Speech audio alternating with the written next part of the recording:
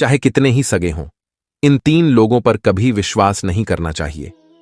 एक समय की बात है, मध्य देश में एक बहुत ही सुंदर नगर था। उस नगर में एक चोर रहता था। वह छोटी मोटी चोरी करके अपने परिवार का पालन पोषण करता था, लेकिन उस चोरी के धन से उसके परिवार का पूरी तरह से खर्च नहीं चलता था। एक दिन उसने सोचा कि पाप तो पाप होता है, चाहे छोटा हो या बड़ा। मैं चाहे छोटी चोरी करूं या बड़ी, रहूंगा तो चोर ही। पकड़े जाने पर दंड तो मुझे उतना ही मिलेगा, तो क्यों ना मैं बड़ी चोरी करूं। ऐसा निश्चय करके उसने उस नगर के राजा के खजाने को लूटने की योजना बनाई। रात होने पर वह राजमहल में घुस गया और किसी तरह जहां राजा का खजाना था वहां पहुंच गया। वहां पहुंचकर उसने देखा कि खजाने पर कई सैनिक पहरा दे रहे थे। सख्त पहरा देखकर चोर को लगा कि उनकी आंखों में धूल झोंकना बहुत कठिन काम है और सोचने लगा कि यहां तो साक्षात काल पहरा दे रहा है। अगर मैंने चोरी करने की कोशिश की तो जीवित नहीं बचूंगा। यह सोचकर चोर उल्टे पांव लौट पड़ा और लौटते समय उसने सोचा कि खाली हाथ लौटने से तो अच्छा है कि कुछ न कुछ तो यहां से ले ही चलूं। मेरा यहां आना व्यर्थ नहीं होना चाहिए। चोर के दिमाग में विचार आया कि राजा के शयन कक्ष में जाना चाहिए, जहां राजा सोता है, और शायद इस समय राजा अपने कपड़े उतार कर सो गया होगा। मैं राजा के राजवस्त्र चुराकर ले आऊंगा और उन्हें पहनकर आसानी से धन चुराकर यहां से निकल जाऊंगा। पहरेदारों को लगेगा कि मैं राजा हूं, इसलिए वे मेरे रास्ते में नहीं आएंगे और मेरा काम आसान हो जाएगा। ऐसा निश्चय करके चोर राजा के शयन कक्ष के पास पहुंच गया और उसने धीरे से पर्दा हटाकर देखा तो अंदर का नजारा देखकर आश्चर्यचकित रह गया। उसने देखा कि राजा अपने पलंग पर गहरी नींद में सो रहे हैं और उनकी रानी अर्धनग्न अवस्था में पलंग पर बैठी हुई है। रानी को जागता हुआ देखकर चोर के हाथ पैर फूल गए और वह एक तरफ दीवार से सटकर खड़ा हो गया और रानी के सो जाने का इंतजार करने लगा। थोड़ी देर बाद फिर उसने पर्दा हटाकर देखा कि रानी सोई हैं या नहीं, क्योंकि रानी सो जाए तो राजा के वस्त्र चुराए जाएं। चोर ने देखा कि रानी अभी भी उसी तरह बैठी हुई थी। यह देखकर चोर वहां रखी हुई टेबल पर बैठने लगा। जैसे ही वह टेबल पर बैठा तो उस पर रखी हुई पानी की गिलास नीचे गिर गई। उस आवाज को सुनकर राजा की नींद तो नहीं खुली, परंतु रानी तलवार लेकर बाहर आ गई और तलवार चोर की गर्दन पर रख दी और बोली, कौन है तू और यहां किस लिए आया है? सच सच बता, वरना तेरा सिर धड़ से अलग कर दूंगी। चोर डर के मारे पसीने से लथपथ हो गया और हाथ जोड़कर गिड़गिड़ाता हुआ बोला, रानी साहिबा, मेरी जान बख्श दो। मैं एक गरीब चोर हूं और चोरी करने के उद्देश्य से ही यहां आया हूं। छोटी मोटी चोरी करके अपने परिवार का पालन पोषण करता हूं। आप मुझे मार दोगी तो मेरे बच्चे अनाथ हो जाएंगे। मैं वचन देता हूं कि इस बार मुझे छोड़ दो। मैं कभी दोबारा राजमहल की तरफ मुड़कर नहीं देखूंगा। मेरे छोटे छोटे बच्चों पर रहम करो। रानी को उस पर दया आई और उसने कहा, सुनो, मैं तुम्हें एक शर्त पर छोड़ सकती हूं। मैं इस समय काम से पीड़ित हूं। यदि तुम मेरे साथ समागम करोगे तो मैं तुम्हें यहां से जाने दूंगी, वरना एक ही झटके में तुम्हारा सिर काट दूंगी। रानी की यह अनोखी शर्त सुनकर चोर और भी ज्यादा घबरा गया और कहने लगा, रानी साहिबा, ये आप क्या कह रही हो? मैं तो एक चोर हूं और आप इतने बड़े राज्य की महारानी। मेरी क्या औकात है जो मैं आपके साथ ऐसा करूं? मेरे लिए तो यह सोचना भी बहुत बड़ा पाप है। रानी ने कहा, मैं कुछ नहीं सुनना चाहती। अगर तुम्हें अपनी जान प्यारी है तो मैं जैसा कहती हूं वैसा ही करो, वरना मरने के लिए तैयार हो जाओ। रानी का ऐसा प्रस्ताव सुनकर चोर की जान हलक में अटक गई और सोचने लगा, आज मैं बहुत बड़ी मुसीबत में फंस गया। यदि मैंने रानी की बात नहीं मानी तो भी मारा जाऊंगा और मान ली तो भी मारा जाऊंगा। चोर बहुत बड़ी दुविधा में पड़ गया कि क्या करूं। आखिरकार उसने रानी के साथ समागम करने की बात को स्वीकार कर लिया और बोला, रानी साहिबा, मुझे 5 मिनट का समय दे दो। मुझे बहुत जोर से लघु शंका लगी है।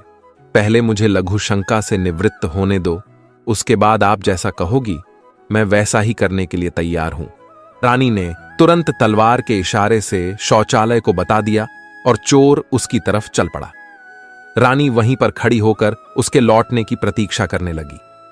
चोर ने इस बीच रानी की नजर से बचकर वहां से भागने की कोशिश की, भागते भागते जब वह द्वार पर पहुंचा तो द्वार पर जो सैनिक था उसने उसे पकड़ लिया और उससे पूछताछ की। चोर डरा हुआ था। उसने सैनिक को सच सच बता दिया कि वह एक चोर है और राजमहल में चोरी करने आया था, लेकिन रानी ने उसे पकड़ लिया और छोड़ने के बदले एक शर्त रखी थी कि वह उसके साथ समागम करे। इसलिए मैं लघुशंका का बहाना बनाकर वहां से भाग आया। इस तरह से चोर गिड़गिड़ाकर सैनिक से उसे छोड़ने का आग्रह करने लगा। सैनिक ने कहा, देख भाई, मैं तुझे एक शर्त पर जाने दे सकता हूं, और शर्त यह है कि तुम्हें पुनः रानी के पास लौटकर जाना होगा और रानी से कहना होगा कि मैं तुम्हारे साथ समागम करने के लिए तैयार हूं, किंतु उससे पहले तुम्हें अपने हाथ से राजा को मारना होगा। सैनिक की यह शर्त और भी ज्यादा कठिन थी। चोर ने सोचा कि वैसे तो प्राण बच भी सकते थे, परंतु अब नहीं बचेंगे। अगर रानी से यह बात कही तो रानी मेरा सिर काट देगी। अब चोर को चारों तरफ मौत ही मौत दिखाई दे रही थी। मजबूर होकर चोर वापस रानी के पास गया और बोला, रानी साहिबा, मैं आपके साथ संबंध तो बना लूंगा, लेकिन मुझे एक बात का डर है कि उस समय राजा साहब नींद से जागे तो न आप बचेंगी और न मैं। राजा साहब हम दोनों को मार डालेंगे, इसलिए आपको एक काम करना होगा। आप अपने हाथ से राजा का सिर काट दीजिए, फिर हम निडर हो जाएंगे। अगर आप इतना कर सकें तो मुझे आपकी शर्त मंजूर है, वरना मैं आपके हाथों मरना उचित समझूंगा। आप मुझे मार दीजिए। काम के वशीभूत रानी चोर से कहने लगी, ठहरो, ये कौन सी बड़ी बात है, मैं अभी राजा साहब को मौत के घाट उतार देती हूं। इतना कहकर रानी ने दोनों हाथों से तलवार पकड़ी और सोए हुए अपने पति का सिर काट दिया। जब रानी ने राजा का सिर काट दिया तो सारा कमरा खून से लथपथ हो गया और राजा के खून से रानी भी भीग गई। वह भयानक दृश्य देखकर रानी बेहोश होकर गिर पड़ी और उसी समय चोर वहां से फरार हो गया। सुबह राजमहल में शोर मच गया कि कोई राजा साहब को मार गया, मगर राजा को मारने वाले का कोई पता नहीं चल पा रहा था। सब लोग बड़े आश्चर्य में थे कि राजा को सोते हुए किसी ने मार डाला। इधर रानी भी दहाड़ मार मार कर रो रही थी। इस रहस्य को पूरे राजमहल में केवल वही सैनिक जानता था कि रानी और उस चोर में से किसी एक ने ही राजा को मारा है, परंतु उसने इस बात की चर्चा किसी से नहीं की। राजा के अंतिम संस्कार की पूरी तैयारी हो चुकी थी। उधर रानी ने घोषणा की कि वह अपने राजा के साथ सती होना चाहती है।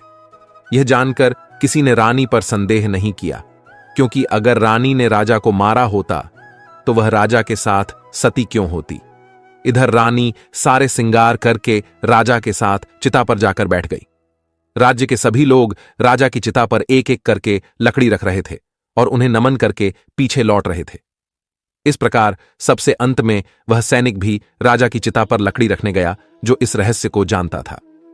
उसने धीरे से रानी के कान में कहा, महारानी, आप तो सती हो जाएंगी, लेकिन मुझे इतना तो बता दीजिए कि राजा को आपने मारा था या उस चोर ने। यह सुनकर रानी चौंक पड़ी। वह समझ गई कि इसका मतलब इस भेद को यह सैनिक भी जानता है। रानी ने कहा, सुनो, राजा को न तो मैंने मारा है न उस चोर ने। अगर तुम्हें यह जानना है कि राजा को किसने मारा है तो तुम नगर से बाहर उत्तर दिशा में जो जंगल है उसमें चले जाओ। वहां एक कुटिया में एक बुढ़िया रहती है, वह तुम्हें इस रहस्य को जरूर बता देगी। सैनिक को यह रहस्य जानना था, इसलिए वह अगले ही दिन रानी के बताए अनुसार जंगल में चला गया।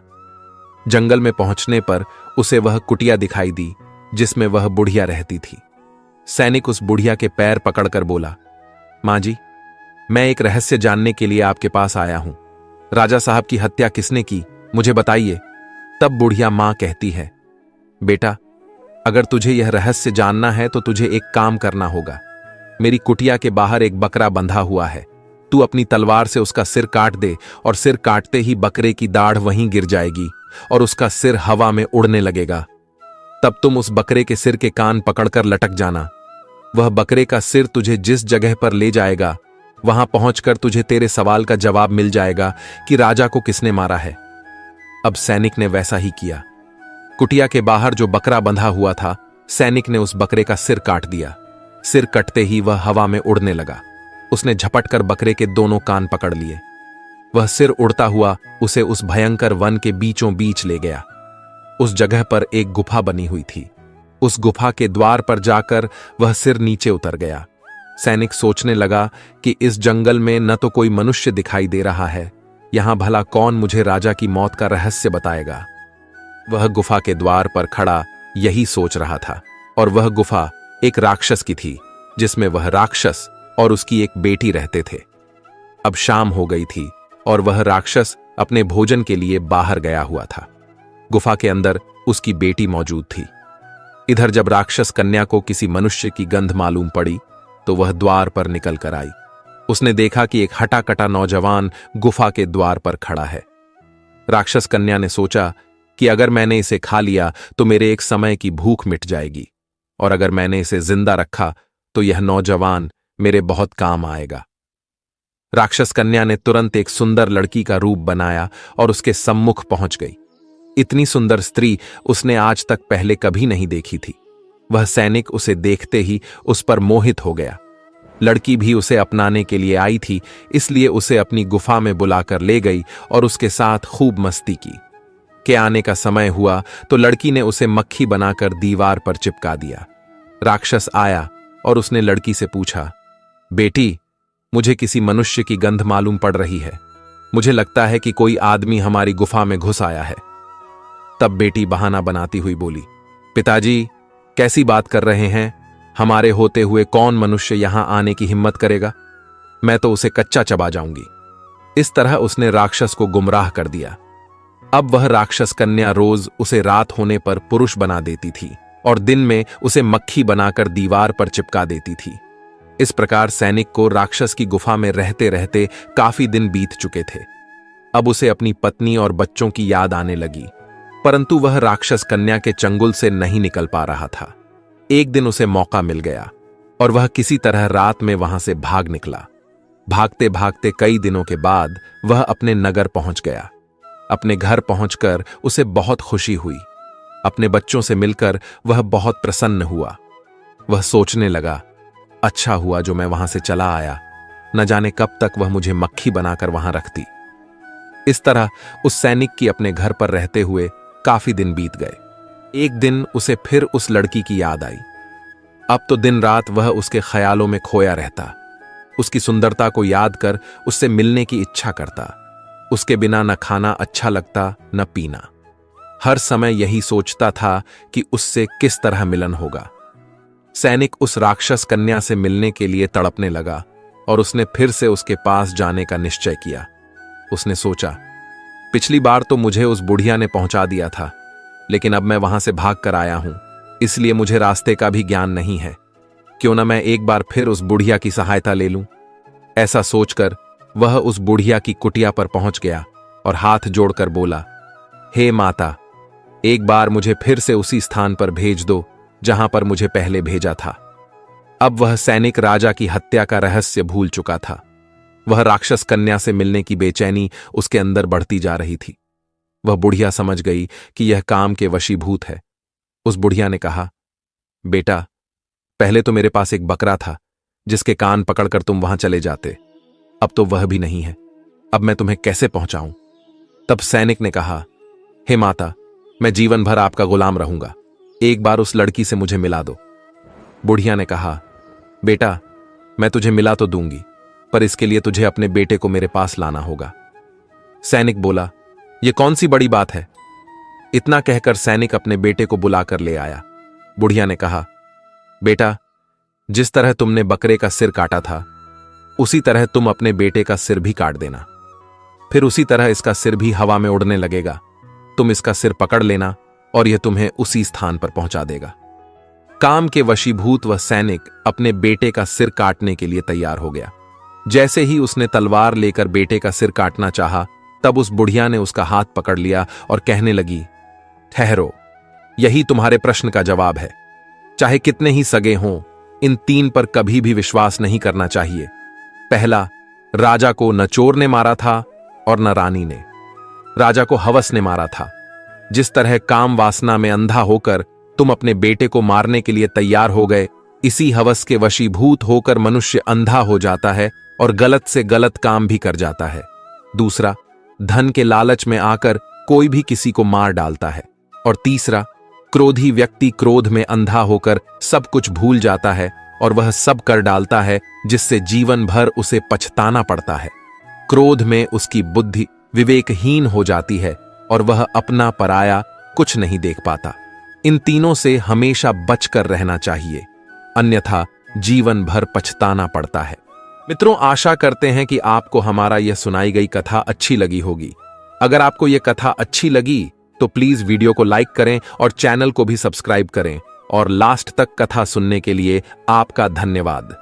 सभी देवताओं की याचिका सुन माता अनसुया जी शांडिली के पास गई और उनसे कहा, आप सूर्य को उदय होने दें। मैं वचन देती हूँ कि अपनी पतिव्रता शक्ति से तुम्हारे पति को फिर से जिंदा और बिल्कुल स्वस्थ कर दूंगी। उनका रोग समाप्त हो, वो देवताओं के जैसे अजर हो जाएंगे। माता अनसुया से आश्वासन मिलने के बाद देवी शांडिली ने सूर्योदय होने दिया। माता अनसुया जी ने अपने वचन अनुसार कौशिक ऋषि को जीवित कर उसे देवताओं की तरह अजर बना दिया। कौशिक ऋषि अब पहले की तरह कठोर स्वभाव का नहीं रहा। भारतवर्ष की नारियों में पतिव्रता अनसुया जी का सर्वोच्च स्थान है। वही शांडिली जी भी एक पतिव्रता नारी थी जिसने सूर्य तक को उदय होने से रोक दिया था। बहुत से कमेंट आए थे कि इन सभी पार्ट्स को जोड़कर एक लॉन्ग वीडियो बनाऊं जिसमें पूरी कथा एक साथ हो। आपके कहे अनुसार मैंने इस संपूर्ण कथा की लॉन्ग वीडियो चैनल पर डाल दी है। पूरी कहानी का लिंक नीचे डाल दिया है। चैनल को सब्सक्राइब कर नेक्स्ट कहानी आप किसकी देखना चाहते हैं कमेंट करके बताइएगा जरूर।